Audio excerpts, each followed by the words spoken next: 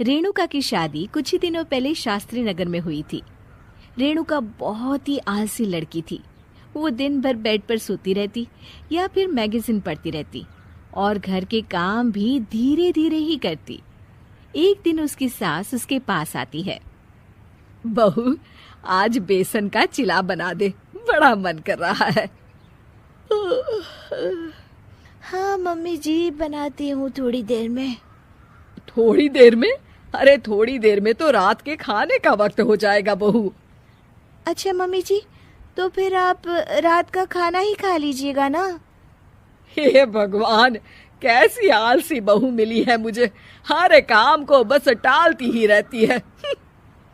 रेणुका दिन भर बस आलस पना ही करती रहती।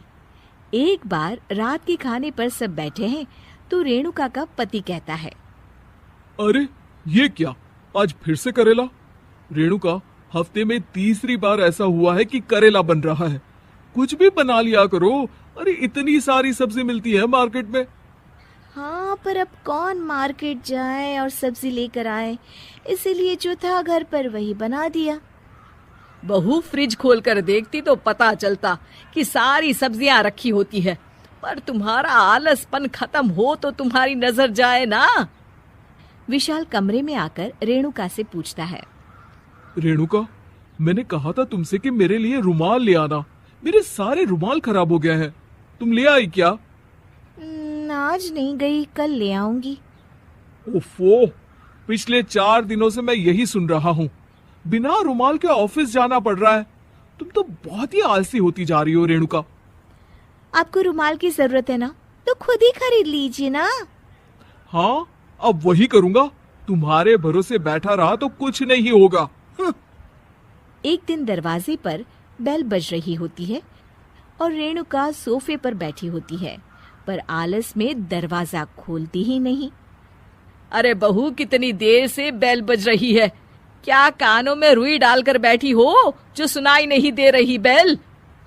मम्मी जी, अब आप आ ही गई हैं तो आप ही खोल दीजिए ना दरवाजा। क्यों मुझे ताना मारकर और देर कर रही हैं? अरे वाह, उल्टा चोर कोतवाल को डांटे। सास दरवाजा खोलती है तो उसकी पड़ोसन दरवाजे पर खड़ी होती है। दरवाजा खोलने में इतनी देर क्यों हो गई? सब सो गए थे क्या? और ये भी कोई वक्त है क्या सोने का? हाँ? अरे नहीं नहीं, ऐसी कोई बात नहीं है। आइए आइए, आप लोग अंदर आइए। ओफो, इन सबको भी अभी आना था। अब मम्मी जी लगा देंगी मेरी ड्यूटी किचन में। बहू पकोड़े तल दे, बहू चाय बना दे। अरे बहू, सो गई क्या? कब से आवाज दे रही हूँ। जा, चाय बना कर लिया। हाँ मम्मी जी, अभी जाती हूँ थोड़ी देर में। सास रेणुका को आंख दिखाती है। मतलब थोड़ी ही देर लगेगी चाय बनाने में, अभी ले आती हूँ, बस झटपट। रेणुका रसोई में जाती है और इसी आलसीपन में वो चीनी की जगह नमक डाल देती है। जैसे ही सब चाय का घूंट भरते हैं, चाय थूक देते हैं। थू थू थू थू, ये कैसी चाय बनाई है तूने रेणुका? इसमें तो सारा नमक भरा है। हाँ, और ये पकोड़े, इसमें इतनी मिर्च है कि मेरी तो हालत ही खराब हो गई खाकर। और रेणु जी, आपकी खातिरदारी में पहले तो कभी कोई कमी नहीं रहती थी, पर जब से आपकी ये बहू आई है ना, मामला कुछ गड़बड़ा सा गया है।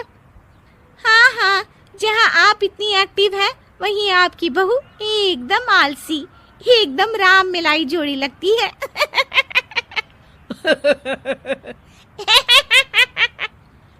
अच्छा जी, चलते हैं अब। नमक वाली चाय पिलाने के लिए बहुत बहुत शुक्रिया। सब वहां से चले जाते हैं। अरे तूने तो मेरी नाक ही कटा दी बहू। वे लोग क्या सोच रहे होंगे मेरे बारे में? मम्मी जी, मैंने तो शक्कर ही डाली थी, पता नहीं नमक कैसे बन गई शक्कर। शक्कर नमक नहीं बना बहू रानी, तुम्हारा ये जो आलसपना है ना, ये उसी का नतीजा है।